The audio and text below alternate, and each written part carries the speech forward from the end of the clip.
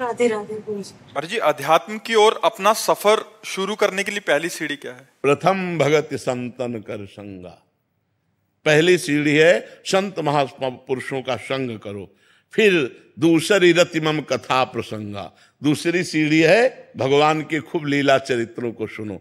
फिर गुरुपद पंकज सेवाति सरि भक्तमान। फिर सदगुरुदेव का वर्ण करो और मान रहित होकर सदगुरुदेव की सेवा करो। और फिर चौथी भगत मम गुण गन करे कपट तज गान। फिर चौथी भक्ति है कि कपट का त्याग करके भगवान के लीला चरित्रों का गायन करो। फिर पांचवी सीढ़ी है जो गुरुदेव ने मंत्र दिया है, मंत्र जाप मम दृढ़ विश्वासा पंचम भगति सुवेद प्रकाशा। दृढ़ विश्वास करके भगवान में मंत्र का जाप करे। छठदम शील बीरत बहुकर्मा निरत निरंतर सज्जन धर्म। प्रपंच के कर्मों का त्याग करके धर्म के कर्मों को करते हुए खूब नाम जप मंत्र जप करते हुए जो सज्जन पुरुष आचरण करते हैं उन आचरणों को करे। सातो सम्मोहि मैं जग देखा मोते अधिक संत कर लेखा। सातवां साधन है सब में भगवान को देखना और संतों को भगवान से भी अधिक मानना। आठों जथा लाभ संतोषा सपने नहीं देखे पर दोषा। दूसरे का दोष दर्शन देखना, दूसरे की निंदा करना, ये सब छोड़ दे और निरंतर समभाव से रहते हुए जैसे भगवान रख रहे हैं उसमें संतुष्ट रहे। नवम सरल सब संचल हीना मम भरोसे ही हरस न दीना। नवम है सरल स्वभाव रहे, न मन कुटिलाई, बहुत धैर्य गंभीर स्वभाव वाला हो, दृढ़ भगवान का भरोसा हो, भगवान की प्राप्ति हो गई। प्रथम भगत संतन, प्रथम शुरुआत होती है संत संग से। राहुल शर्मा जी इंदौर से। राधा वल्लभ से। श्री हरिवंश महाराज जी। गुरुदेव भगवान, मनुष्य अपने जीवन में कर्म करने के लिए विवश है तथा मनुष्य द्वारा जो भी कर्म होता है चाहे कर्म करने के लिए विवश नहीं है, कर्म फल भोगने के लिए विवश है। नवीन कर्म करने के लिए स्वतंत्र है। पूर्व का जो किया हुआ कर्म शुभ और अशुभ है, अवश्य में वो भोक्तव्यम कृतम कर्म शुभाशुभम, पाप और पुण्य के फल को भोगने के लिए विवश है, नवीन कर्म करने के लिए नहीं। नवीन कर्म वो अच्छा से अच्छा कर सकता है, बुरा से बुरा कर सकता है, उसको छूट है।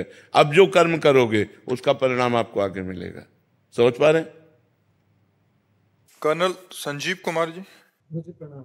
महाराज जी, जैसे कि हम शास्त्रों में पढ़ते हैं कि हमें किस्मत के हिसाब से सुख और दुख भोगना पड़ता है, तो क्या हम राधा जी का सिमरन करके दुखों को कम या उन्हें सहन करने की शक्ति जड़ से नष्ट कर सकते हैं? क्योंकि पाप ही तो हमें दुख देता है। और हमारा नाम जो भगवान नाम है, नाम संकीर्तनम यस्य सर्व पाप प्रणाशनम प्रणामो दुख शमनम तम नमामि हरिम परम। जिन भगवान को प्रणाम करके नाम जप करने से, नाम कीर्तन करने से सारे पाप नष्ट हो जाते हैं। स्वयं भगवान ने गीता जी में कहा, सर्वधर्मान परित्यज्य मामेकम शरणम ब्रज तो अहम त्वाम सर्व पापेभ्यो मोक्षयिष्यामि मा शुचा। यदि तुम मेरी शरण में आ जाते हो, सब धर्मों का त्याग करके एकमात्र केवल मेरी शरण लेते हो, मेरा भजन करते हो, तो मैं तुम्हें सब पापों से मुक्त कर दूंगा। तो जब सब पापों से मुक्त हो जाता है तभी तो परमानंद में डूबता है, तभी तो अचिंत्य आनंद में डूबता है, तभी तो नित्यानंद विज्ञानानंद घन परम सुख को प्राप्त होता है। नहीं तो कैसे प्राप्त हो पावे? तो हम नाम जप के बल से सर्व पापों को मिटाकर परम पद को प्राप्त कर सकते हैं। पर यह है कि अब जैसे हमारा 500 ग्राम पाप है और अभी हमारा जप हुआ है 50 ग्राम, तो हमें अनुभव में नहीं आएगा, क्योंकि 450 ग्राम वजन हमारा भी जुड़। अब हमारा जब 600 ग्राम होगा तब सब विध्वंस होकर परमानंद की अनुभूति हो जाएगी। इसलिए हमें नाम जप बढ़ाते रहना चाहिए। हमें ये नहीं देखना चाहिए कि अभी जो हम 1 साल से नाम जप कर रहे हैं वो कुछ लाभ दे रहा है कि नहीं, क्योंकि वो पहला काम अटैक करेगा आपके पापों के ऊपर। जो आपका नाम है वो पहला काम करेगा, आपको दुख देने वाले जो कर्म हैं उनको विध्वंस करेगा। अब आपका भजन बढ़ता चला जाए और वो सर्व रूप से विध्वंस हो जाए, तब आपको आनंद की प्राप्ति होगी। इसीलिए नाम परमानंदमय है, लेकिन प्रारंभ में किसी को परमानंद का अनुभव नहीं होता। जैसे मिश्री मीठी होती है, लेकिन किसी को पित्त रोग हो और मिश्री पवाई जाए तो कड़वी लगेगी, लेकिन वही मिश्री रोज पाता रहे तो पित्त का समन होकर वो मीठी लगने लगेगी। ऐसे ही भगवान का नाम जप या भजन बहुत मीठा अमृतमय है, परम सुखमय है, लेकिन हमें नहीं लगता, क्योंकि विषय रूपी पित्त बढ़ गया है, विषयों के प्रति राग और भोग की वृत्ति बढ़ गई है। अब हम नाम जप यही करते रहें तो जहां विषय राग नष्ट हुआ, पाप नष्ट हुआ, तो परमानंद पूरी मन राजा, पूरा हृदय परमानंद में भर जाएगा। तो परमानंद की प्राप्ति के लिए जहां किंचित भी दुख अशांति, भय नहीं है। वो परम पद प्राप्त करने के लिए हमें निरंतर नाम जप करते रहना चाहिए, हमें परिणाम में रुकना नहीं चाहिए।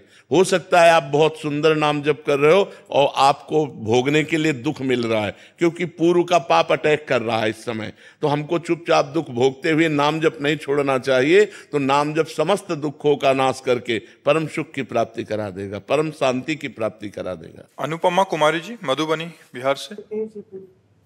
राधे राधे महाराज जी। महाराज जी, दिव्य प्रेम के क्या रहस्य हैं? दिव्य प्रेम में डूबा व्यक्ति क्या ग्रस्त आश्रम? पहली बात है कि प्रेम अनिर्वचनीयम स्वरूपम। वाणी की सामर्थ्य नहीं है कि प्रेम की बात को बताया जा सके। प्रेम स्वाद है, भजन का स्वाद है प्रेम। जैसे आपको गुलाब जामुन पवाया जाए और आपसे पूछा जाए कैसा, तो आप कहोगे मीठा। फिर हम प्रश्न करें कैसा मीठा, तो आप कहोगे बहुत अच्छा मीठा। फिर प्रश्न करें बहुत अच्छा मीठा मतलब कैसा, तो आप उत्तर दोगे खा के देख लो। आगे है आपके आप पास उत्तर। तो ऐसे ही प्रेम आनंद में। कैसा? बोले परमानंद में। कैसा? बोले भजन करके देख लो। जब तक भजन नहीं करोगे तब तक प्रेम का अनुभव गम्य भजे जय संता। प्रेम अनुभव स्वरूप है। प्रेम का रहस्य यह है कि वो जाने मोरी छाती, मीरा जी कहती, मेरी वाणी की सामर्थ्य नहीं कि उसका वर्णन कर सकूं।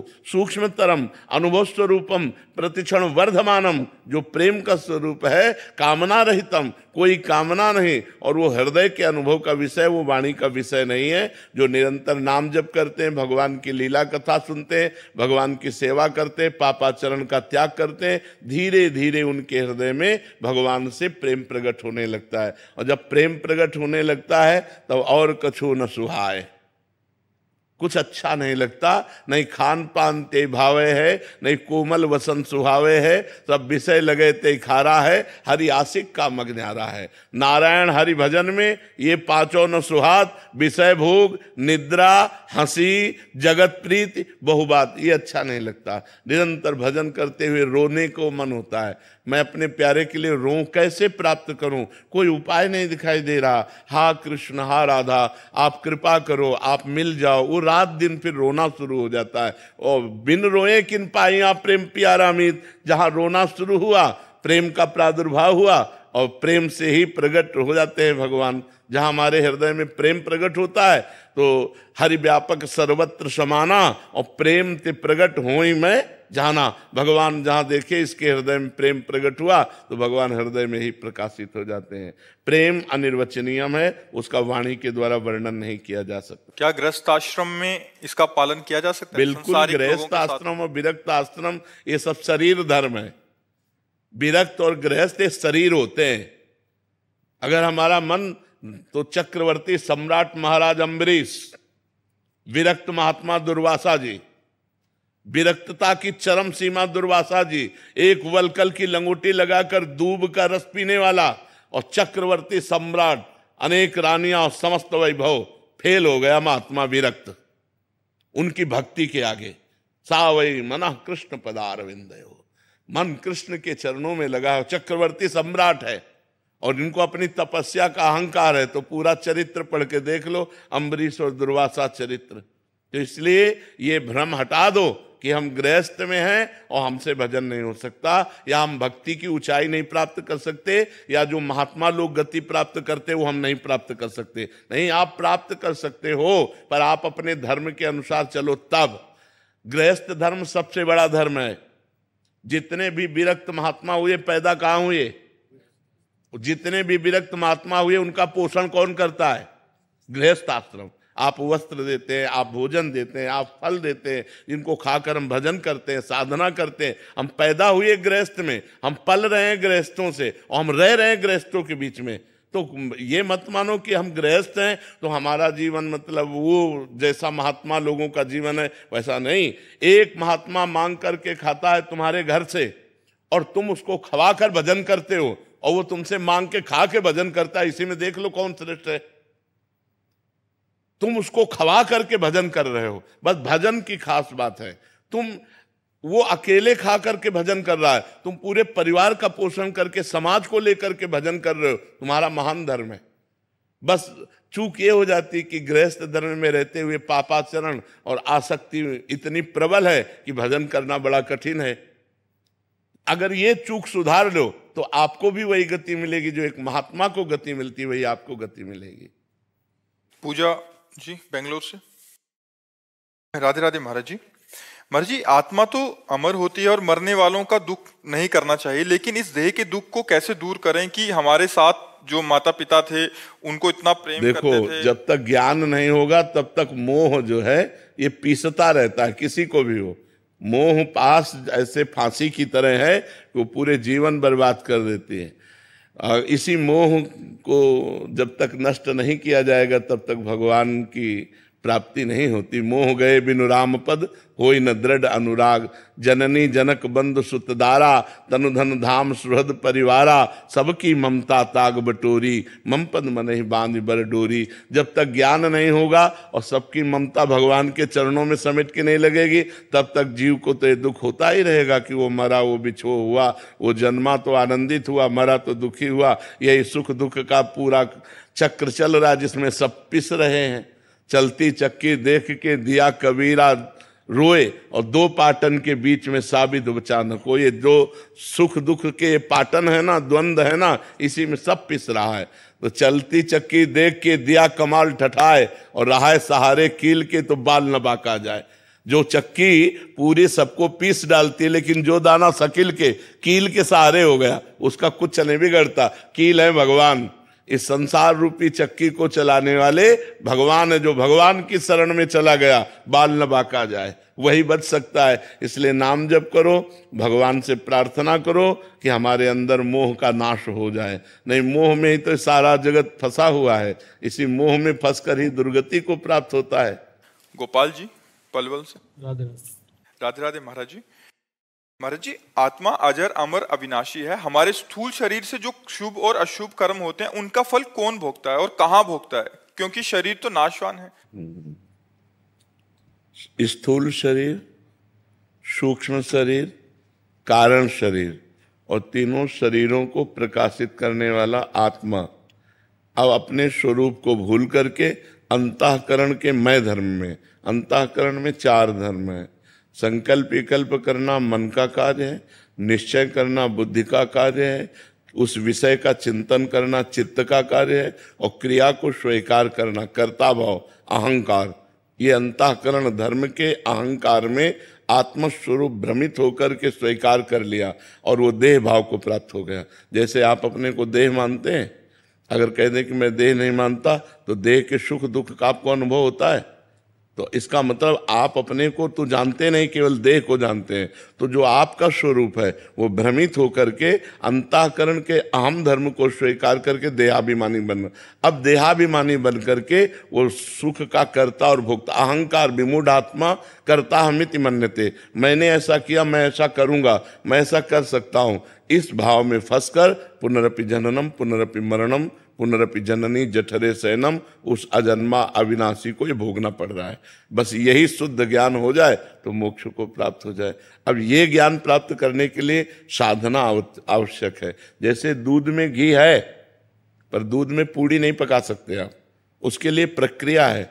दूध को गरमाइए, फिर दही जमाइए, फिर दही मथिए, फिर मक्खन निकालिए, फिर मक्खन तपाइए, तब जाके घी निकलता है। ऐसे ही परब्रह्म परमात्मा सर्वत्र है, आप भी वही स्वरूप हैं, पर उसके लिए साधना करनी पड़ेगी। तप के द्वारा जब अंतःकरण पवित्र होगा तो आप साक्षी भाव को प्राप्त हो जाएंगे। आपको पता चलेगा कि मैं अलग हूं और ये सिस्टम अलग है प्रकृति का। ये प्रकृति का सिस्टम है, जो आप परमात्मा स्वरूप होकर भी प्रकृति में आसक्त हो गए तो आपकी दुर्गति हो गई। अब अनासक्त होने के लिए आपको साधना करनी पड़ेगी, भजन करना पड़ेगा, तपस्या करनी पड़ेगी, तब आप अपने स्वरूप को प्राप्त होंगे। समझ पा रहे आप? सूरज जी। राधे राधे महाराज जी। महाराज जी, मानसिक दीक्षा का क्या स्वरूप है? मानसिक दीक्षा किसकी होती है? जब हम किसी महापुरुष में अत्यंत आसक्त हो जाते हैं और वो प्रगट में नहीं होते हैं, तब वो आकर के मानसिक दीक्षा देते हैं। जब हम जैसे भाई जी महाराज, रामकृष्ण परमहंस जी, बड़े दिव्य महापुरुष, हमारी आस्था हो गई और हमारी दृढ़ आस्था कि हमारे यही गुरु हैं, और हम अंदर से पूर्ण मनोयोग से उनका ध्यान करते हैं, तो हमारे मन में जागृत हो जाएंगे और मानसिक दीक्षा देकर हमारा कल्याण कर देंगे। समझ पा रहे हो? वो दिव्य महापुरुषों द्वारा होती है। अगर हम कैसी ऐसे अव्यक्त महापुरुष पर श्रद्धा करते हैं जिनका शरीर इस समय वर्तमान में है नहीं, तो फिर वो अव्यक्त रूप से आकर हमारे मन में मानसिक दीक्षा देते हैं। कैसे समझे कि मतलब दीक्षा वो तो ऐसे होगी जैसे हम आपको दे रहे हैं, ऐसे थोड़ी होगी कि कोई भ्रमात्मक हो। स्पष्ट आपको प्रतीत होगा हमारे गुरुदेव हमारे सामने आए, हमको मंत्र दिए, हमको ऐसा किया पूरा अनुभव होगा। वो किसी समझने की जरूरत थोड़ी, वो तो जैसे हम आप बात कर रहे हैं ऐसे बात होगी। पर इतनी क्षमता आ जाए कि हम अव्यक्त महापुरुष को व्यक्त कर लें अपने मन में, इसके लिए भी तो भजन और भाव चाहिए। नागाराम चौधरी जी राजस्थान से। राधे राधे। राधे राधे महाराज जी। महाराज जी, आप बोलते हैं कि नाम जप से गुरु की प्राप्ति होती है, तो क्या गुरु की प्राप्ति होने पर हमारा जो पहले नाम जप किया है वो गुरु की प्राप्ति में भजन खर्च हो जाता है? वो और प्लस हो जाता है, वो और सार्थक हो जाता है। जब हम ऐसे नाम जप करते हैं तो हमें सदगुरुदेव मिलते हैं, जो सदगुरुदेव प्रदत्त नाम जप करते हैं तब इष्ट देव मिलते हैं। तो वो इष्ट देव के मिलन की ही सीढ़ी बन जाता है, वो उठा करके आपको अध्यात्म की ऊंचाई में पहुंचा देगा। नाम जप कभी व्यर्थ थोड़ी होता है, समझ पा रहे आप? हाँ, जैसे आपके घर में पैसा जमा है, वही बैंक में पहुंच गया तो बैंक में ब्याज सहित मिलने लगा और सुरक्षित हो गया। तो ऐसे नाम जप किया, ये घर का है, और जब हम गुरु में पूर्ण श्रद्धा करके समर्पित हो गए, अब ये सरकारी हो गया, अब ये अविनाशी चिदानंदमय सुख आपको प्रदान करेगा। जी अतुल जी। राधे राधे। राधे राधे महाराज जी। महाराज जी, सत्मार्ग और सत्कर्म करने के पश्चात भी जब कार्यों में विघ्न होते हैं तब मन बड़ा विचलित होता है। इससे ऐसा भी लगता है विघ्न ना हो तो सत्कार्य कैसा? जिसमें विघ्न ना हो तो सत्कार्य कैसा? ये माया विघ्न डालेगी सत्कार्य में, और हम सत्कार्य करने वाले हैं, इसलिए हमको बहुत संघर्ष लड़ना पड़ेगा। सुबह रघुनाथ जी का राज्याभिषेक तय हो गया और शाम के ही 14 वर्ष का वनवास। देखो, भगवान सच्चिदानंद है ना, तो इन्हीं के जीवन में देख लो। सुबह रघुनाथ जी का राज्याभिषेक होने वाला, पूरी अवध में आनंद बधाइयां बजने वाली हैं, और शाम के ही शोक पूरी अयोध्या में छा गया। माता कैकेयी जी के द्वारा ये 2 वरदान मांगे गए, 14 वर्ष विशेष उदासी, भगवान का वनवास, और भरत जी का राज्याभिषेक। महाराज का प्राण छूट जाता है, दशरथ जी का, सब माताएं वैधव्य को प्राप्त होती हैं। पूरी अयोध्या 14 वर्ष तक वियोग अग्नि में जलती है, और कहाँ सुबह आनंद होना था। तो भगवान ने अवतार लेकर ही हमको शिक्षा दी कि मृत्युलोक में मानव जीवन संघर्षमय है, इसमें हमें लड़ना पड़ेगा। विपत्ति, अपमान, असफलता, इनको रौंदना पड़ेगा। तपस्या के बल से, भजन के बल से, तीर्थयाटन, जन समुदाय की सेवा, इन पवित्र कार्यों के द्वारा हम बलवान बने और इस माया के द्वारा दिए हुए विघ्नों को रौंदे और फिर निकल। ये तो विक्षेप पड़ेगा। हमारी किसी पूजा पाठ की त्रुटि से तो नहीं ऐसा होता? नहीं, ऐसा नहीं होता, ये माया का कार्य है। माया स्वयं अपना स्वरूप प्रकट करती है जब, तो 3 गुण है, सतोगुण, रजोगुण, तमोगुण, और यही कोई न कोई रूप रख करके विक्षेप पहुंचाते हैं हमारे मार्ग में। तो हमको नाम जप के द्वारा, अध्यात्म के ज्ञान के द्वारा, उसके द्वारा पहुंचाए हुए विक्षेपों से आगे निकल जाना है। बड़े बड़े सिद्ध संतों के जीवन में विक्षेप हुए हैं, तो फिर अपने लोग तो साधारण जीव हैं, बड़े बड़े सिद्धों के जीवन में विक्षेप पहुंचे हैं। तो हमको चिंता नहीं करनी, हमें संघर्ष करना है, हमें हारना नहीं, निराश नहीं होना, उदास नहीं होना, और ये निश्चय रखना है इसी जन्म में हम माया पर विजय प्राप्त करके भगवान को प्राप्त करेंगे, क्योंकि हम भगवान की शरण में हैं, भगवान का नाम जप करते हैं। ये निश्चय कभी बदलने ना पावे, ये निश्चय दृढ़ रहे, भगवान का भरोसा दृढ़ रहे और भगवान का नाम जब चलता रहे, आप विजय को ही प्राप्त होंगे। भगवान को अधीन कर लेता है भगवान का सुमिरन करने वाला। सुमिर पवन सुत पावन नामू, अपने बस करि राखे रामू। तो जिसके अधीन भगवान है, फिर उसका कौन बाल बाका कर सकता है। मुख में हो राम नाम, राम तेरे हाथ में, बंदे तू अकेला नहीं, राम तेरे साथ में। राम हाथ में हो जाते हैं तो अखिल कोटि ब्रह्मांड नायक भगवान तुम्हारे हाथ में हो जाएंगे यदि नाम जप करोगे। मुख में हो राम नाम, राम तेरे हाथ में, बंदे तू अकेला नहीं, राम तेरे साथ में। बस विधि का विधान जानी, हानि लाभ सहिए, जाहि विधि राखे राम। ताई विधि बड़ा आनंद का मार्ग है जी। वंदना उपाध्याय जी। राधे राधे गुरु। राधे राधे महाराज जी। महाराज जी, भगवत गीता में श्री कृष्ण जी ने कहा है कि न मैं भक्तः प्रणश्यति, अर्थात मेरा भक्त का कभी नाश नहीं होता। तो क्या सभी नाम जप से भगवत धाम को प्राप्त हो जाएंगे? हाँ, लेकिन सभी नाम जप करते कहाँ हैं?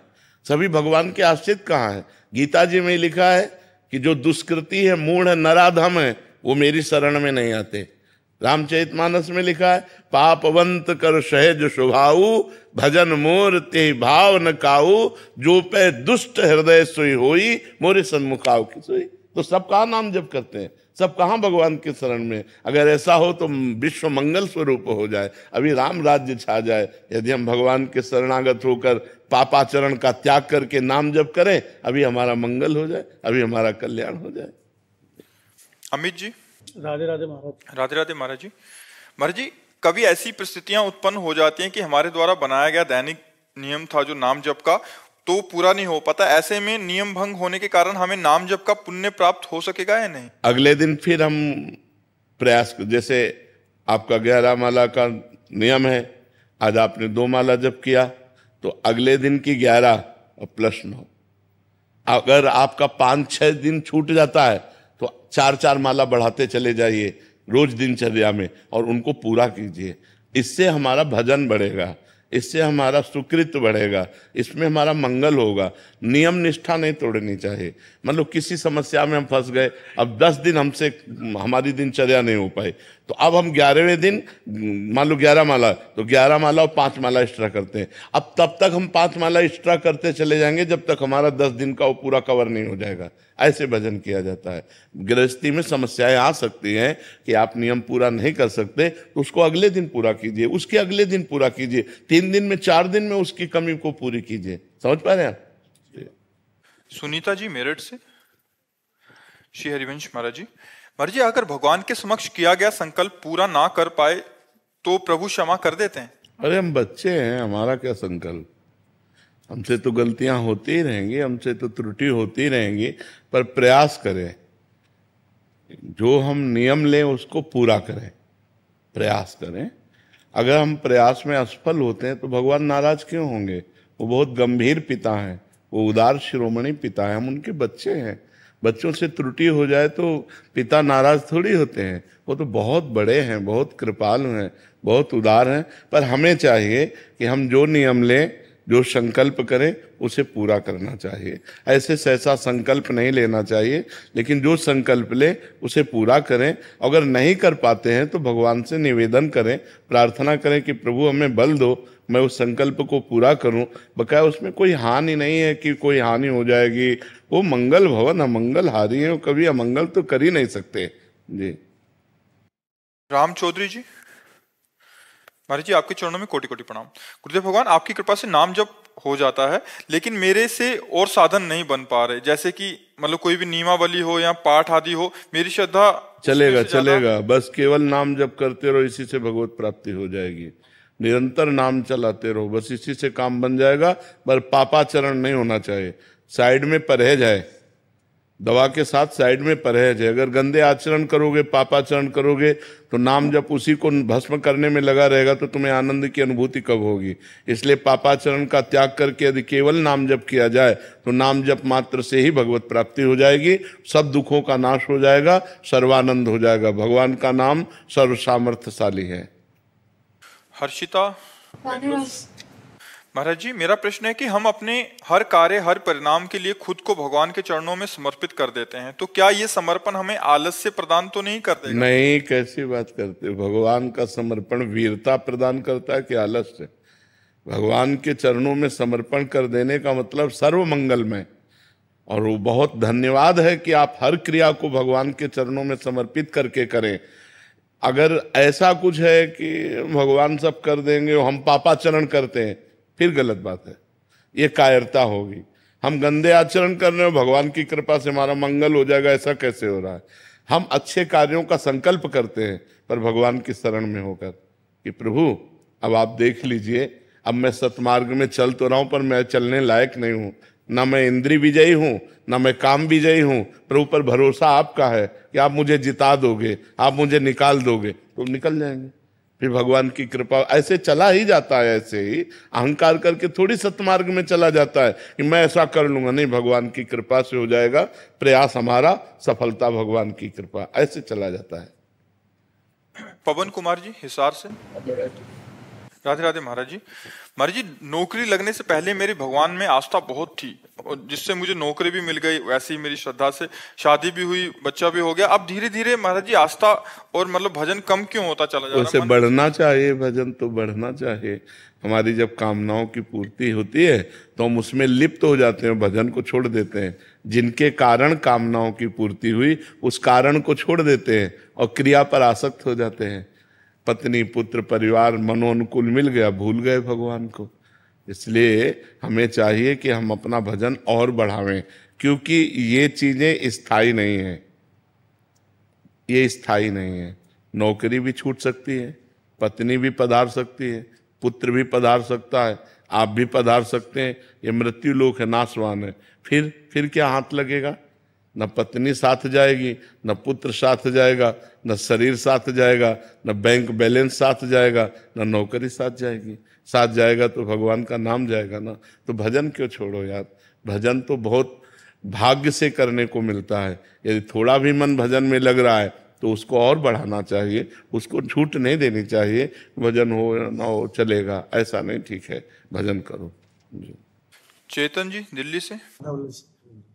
राधे राधे राधे महाराज जी। महाराज जी, आप कह रहे हैं कि आपने किसी को कंठी माला का फल बताया और पहना दी, बाद में उसने उतार के महाराज जी मांस मदिरा खाने लग गया, तो महाराज जी उसकी दुर्दशा तो है, मेरे को तो पाप नहीं लगेगा महाराज जी? मैंने तो उस समय, वैसे हमें लगता है ये क्रियाएं अपने द्वारा नहीं होनी चाहिए, अपने को समर्थ नहीं समझना चाहिए, ये संतों के द्वारा होनी चाहिए, गुरुजनों के द्वारा। कोई ऐसा भाव दिखाई देता है तो हम किसी संत के पास ले जाते हैं, उसकी सामर्थ्य से उसका कल्याण होगा। अब हम कंठी माला उसको पहना दें, ऐसा ठीक नहीं है। किसी संत के हाथ से कंठी माला पहनवाएं तो भगवान का संबंध, भगवान की प्रार्थना से वो निर्वाह हो जाएगा। अभी आप में खुद सामर्थ्य नहीं है, आपने कंठी माला पहना दी, उतार के फेंक के मनमानी आचरण करने लगा, तो फिर ठीक नहीं है। महाराज जी, मैं वृंदावन आता हूँ ना, तो कहते हैं कि आप वहां से कंठी माला लियो। ऐसे कंठी माला कोई ऐसे खिलवाड़ चीज है क्या? कंठी माला तुम्हें पहनना है तो किसी संत की शरण में चलो, वो अपने हाथ से कंठी माला दे, तब धारण किया। ऐसे थोड़ी बाजार से खरीदा और पहन लिया, ऐसे नहीं। ये भागवती का, तभी उसका कल्याण नहीं हुआ, तभी वो फिर अपने गंदे आचरणों में चला गया। नहीं, कंठी माला का प्रभाव है, जिनके गलों में कंठी बंध गई, हमें लगता है कि वो जीवन में शराब नहीं पिएंगे, मांस नहीं खाएंगे, गलत आचरण नहीं करेंगे, डरेंगे कि हमने कंठी बांध रखा है, डर लगता है। जैसे कंठी बांधे ना तो डर लगता है कि यार हम तिलक लगाएं, कंठी बांधें, भगवान के विरुद्ध आचरण कैसे करें। लेकिन जो मनमानी, तो फिर बाजारू तो बाजार से खरीद लिया, पहन लिया, उतार दिया, फेंक दिया, कोई मतलब नहीं। रिश्तेदार है, बस से कंठी माला पहनी, 2 दिन बाद उतार दी। हाँ, वो संसार के ऐसे। मरीज को भगवान का स्वरूप मान करके सेवा कीजिए और नाम जप कीजिए। जितनी प्रवीणता है, अर्थ की प्रधानता न रख करके जन सेवा की भावना से आए हुए मरीज पर भगवत भाव कीजिए और खूब सेवा, इसी से भगवत प्राप्ति हो जाएगी। आपने बोला था कि वो जो राधा जी का 28 नाम लेना है, तो घर से निकलते पहले 28 नाम लेते हैं, और जो 5 भक्तों का नाम लेते हैं। बहुत सुंदर। कभी एक्सीडेंट नहीं, पक्का। भक्ति भक्त भगवंत गुरु चतुर नाम बपुएक, इनके पद बंधन के नासत विघ्न अनेक। जिते विनायक शुभ शुभ विघ्न करे नहीं कोई, विघ्न करे नहीं कोई, डरे कलिकाल कष्ट भय, हरे सकल संताप, हरि नाम जपत जय। उसकी कभी पराजय नहीं हो सकती। हाँ, खूब मंगल है। ये मोदी जी के भाई हैं, इनको दर्शन की बहुत अभिलाषा थी। तो माँ के साथ रहने का मुझे सौभाग्य प्राप्त हुआ था। हाँ, 2 साल पहले शरीर छोड़ दिया माता जी। बहुत सुंदर। और नाम जप करते रहिएगा, नाम जप कर, खूब नाम जप कीजिएगा। भगवत आराधना ही जीवन का परम लाभ है। बहुत सुंदर। जय। भगवान, हम अलग अलग मंदिर में जाते हैं तो भगवान का स्वरूप अलग अलग होता है, तो ध्यान भजन करते हैं तो कंफ्यूजन होता है, तो उसको समाधान होगा। इसमें क्या है कि आचार्य परंपरा से जब हम जुड़ते हैं, तो जैसे हम हैं तो हम जाएं कहीं भी, लेकिन हम ध्यान करेंगे राधा वल्लभ जी का, क्योंकि हरिवंश महाप्रभु के हम शिष्य हैं और राधा वल्लभ जी हमारे इष्ट हैं। तो अब जैसे कोई स्वामी हरिदास जी का है तो बाकी बिहारी का ध्यान करेगा। अब जैसे आप नहीं जुड़े हैं तो आपको मान लेना चाहिए कि मेरे बांके बिहारी जी, तो दर्शन सब जगह करो लेकिन ध्यान बिहारी जी का करो। ऐसे चला जाता है भगवान के मार्ग में, एक जगह कहीं अपनी निष्ठा कर ली जाती है और फिर सतमार्ग में चला जाता है। जी, मैं 78 हूँ और मैं जब भी मेडिटेशन करता हूँ, ध्यान करता हूँ, अग्नि में बैठ के करता हूँ, तो मैं करता रहा और शिव की उपासना करता रहा। एक दिन मेरे को कहे कि आपका स्मरण हुआ और मुझे ऐसा लगा जैसे आप खुद बैठे हैं और मुझे इतनी शांति मिली, इतना आनंद मिला कि मैं उसके बाद में जब भी डिप्रेशन में होता हूँ तो मैं आंख बंद करके रात को याद करता हूँ और जैसे ऐसा क्यों होता है? देखो, जिन भगवान शिव का ध्यान करते उन्हीं भगवान शिव के हम हैं। अब वो आपको कृपा कराने के लिए उस रूप का दर्शन करा रहे हैं, उनकी कृपा है, भगवान शिव की कृपा से। घर पे माता जी का, माता शेरावाली का भी घर भी विराजमान है जी। तो मैं राधा नाम से जब करता हूँ। आप बिल्कुल बिल्कुल वही राधा है, वही दुर्गा है, कोई अंतर नहीं है। वही सर्वशक्ति स्वरूपा भी है, वही प्रेम स्वरूपा भी है। प्रेम स्वरूपा में राधा है, शक्ति स्वरूपा में दुर्गा है। ठीक है महाराज जी, आप हर एक प्रश्न का उत्तर काम, क्रोध, लोभ, मोह, जिसका भी उत्तर होता है नाम जप का, क्योंकि बिना नाम जप के पावर नहीं है। महाराज जी, कोई ऐसा उपाय नहीं है कि बाहर बता दें, कहीं दीपक चढ़ा दें या कहीं? ये सब नौटंकी है। अगर ऐसा हो तो 10-20 टीन घी लेकर के जला दो और हमें बताओ तुम्हें लाभ मिल जाए तो। कुछ नहीं होने वाला। बिना अंदर के, तुमने पाप किया है अंदर के चिंतन से, ध्यान दीजिए। अंदर आपने कामना की और शरीर से आपके पाप हुआ। अब अंदर से कैसे ठीक होगा? अंदर नाम जब ठीक करेगा। सांप बैठा है बिल के अंदर, ऊपर सैकड़ों लाठी जमा दो, उसको कोई फर्क पड़ेगा क्या? बिल के अंदर घुस के मारा जाए तब वो मरेगा। तो इस शरीर रूपी बिल के अंदर बैठा हुआ पाप है, उस पाप को मारने के लिए नाम जपना अत्यंत आवश्यक है। गंगा पाप नष्ट कर सकते, लेकिन पाप की प्रवृत्ति भजन नष्ट करेगा। पाप किया, गंगा नहाया, फिर पाप किया, तो मतलब क्या रहा गंगा नहाने से? पाप की प्रवृत्ति का नाश होगा तो नाम जप से होगा, भजन से होगा। अगर भजन नहीं करोगे तो हर प्रश्न का उत्तर नाम जप है। अगर नाम जप नहीं करोगे तो समाधान हो ही नहीं सकता। ये आप करके देख लो, जंतुर बंधवा के देख लो, हवन करवा के देख लो, कलावा बंधवा के देख लो, कुछ नहीं होने वाला। राम राम राम, राधा राधा राधा, सब बात। पर जी, वो अच्छा लगता है कि दूसरे जैसे पंडित जी कर लें ठीक रहेगा, बट हमें कुछ ना करना पड़े। तुम करो पाप और पंडित जी करे जब, तो तुम्हारा कल्याण हो जाएगा। ऐसे हो जाएगा? नहीं, ऐसा कदापि नहीं हो सकता, कदापि नहीं हो सकता। तो मेरे जी, बाहरी इससे मतलब उतना इफेक्ट नहीं पड़ेगा हमारे? बिल्कुल असर नहीं पड़ेगा। हम कह रहे हैं, देखो खास बात समझिए। स्वप्न में एक आदमी समुद्र में डूब रहा है। अब वो कह रहा बचाओ, आवाज बाहर जोर से निकली, मैं समुद्र में डूब रहा हूं, बचाओ। अब हम लोग सैकड़ों तैराक उसके सामने एकत्रित कर दें, नौकाएं एकत्रित कर दें, क्या वो बच सकता है? एक उपाय केवल है, जगा दो उसे। समझ रहे हो ना? उसे जगा दो। अब एक बूंद पानी नहीं, जब वो समुद्र में डूब रहा था। ऐसे ही ये जगत माया प्रपंच है। जब तक ज्ञान नहीं होगा, जब तक भजन नहीं होगा, जैसे उसका एक ही उपाय केवल जगा देना है। आप सैकड़ों तैराक एकत्रित कर लो, बचा नहीं सकते उसको। नौका, जल जहाज नहीं बचा सकते। क्यों? वो स्वप्न में डूब रहा है। उसको जगा दो, बस उसका स्वप्न टूट जाए, वो जग गया, अब वो बच जाएगा। जो सपने सिर काटे कोई, बिन जागे दुख दूर न होई। ऐसे ही जब तक आपको ज्ञान नहीं होगा तब तक आप रोते रहोगे इस जगत के मोह में, राग में, काम में, क्रोध में, लोभ में। थोड़ा दान पुण्य किया, थोड़ा पाप नष्ट हुआ, फिर पाप किया, फिर इससे काम नहीं बने। काम बनेगा पाप की जड़ का नाश हो, और पाप की जड़ है पाप की प्रवृत्ति। उस प्रवृत्ति में जब तक ज्ञान नहीं जागृत होगा तब तक बात नहीं बनेगी। इसलिए खूब नाम जप करना अत्यंत अनिवार्य है। और कैसे पता लगेगा कि हमारे पाप नष्ट हो रहे हैं और हो गए हैं? जैसे जैसे पाप नष्ट होते जाएंगे, चिंता, शोक, भय, ये सब नष्ट होता जाएगा। अपने अंदर अपने आप हृदय में आने लगेगा, मैं निष्पाप हो गया हूं। अपने आप हृदय में आने लगेगा, मेरे पाप कम हो रहे हैं। अपने आप अनुभव में आएगा। जैसे जैसे भजन बढ़ता चला जाएगा, भगवान प्रिय लगने लगे, धर्म प्रिय लगने लगे, गंदे आचरणों से घृणा होने लगे। ये है पवित्रता का लक्षण। पापी पुरुष के हृदय की स्थिति क्या होती? हर समय वो चिंता, डिप्रेशन, शोक में रहता है। हाँ, निगेटिव उसका हर चिंतन निगेटिव हो, यहां तक निगेटिव हो जाएगा कि उस करने की वो सोच लेगा।